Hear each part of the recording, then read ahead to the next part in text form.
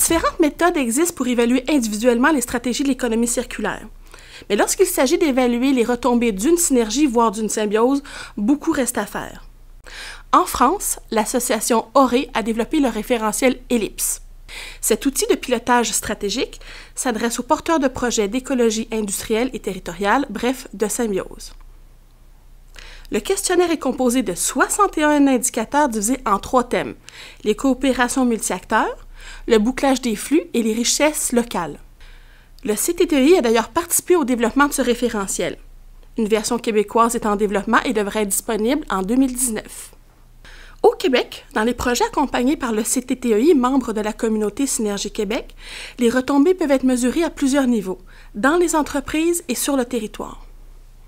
Les indicateurs ont été développés en étroite collaboration avec les animateurs de symbiose. Ils sont essentiels pour démontrer, chiffres à l'appui, les retombées concrètes aux entreprises, aux territoires, aux bailleurs de fonds et même au public. Qu'il s'agisse d'indicateurs de suivi ou de performance, ils sont des arguments puissants pour inciter d'autres entreprises à participer, souligner le rôle capital de l'animateur et assurer la pérennité de la symbiose. Pour calculer ces indicateurs, le CTTEI met à la disposition de ses membres 3 outils.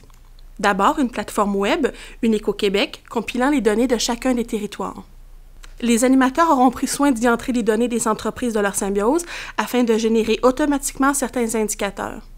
Le CTTEI a d'ailleurs développé un calculateur de réduction de gaz à effet de serre dans les cas de synergie industrielle. Il est basé sur différents critères d'analyse du cycle de vie et différentes bases de données corrélées.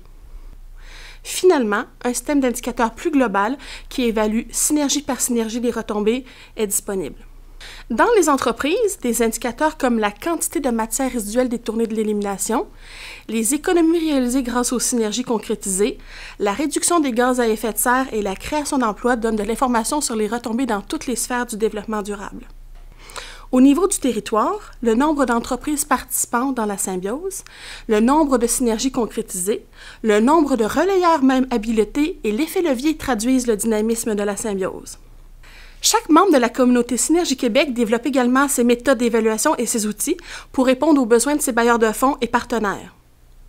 La volonté du CTTEI et de la communauté est d'homogénéiser ces méthodes afin de faciliter la reddition de comptes et mieux comparer les projets. Certaines informations sont destinées exclusivement aux entreprises, d'autres aux partenaires ou peuvent même être diffusées dans les médias publiquement. En clair, la communication, notamment la vulgarisation des retombées, joue un rôle capital dans la mobilisation et le déploiement des symbioses industrielles.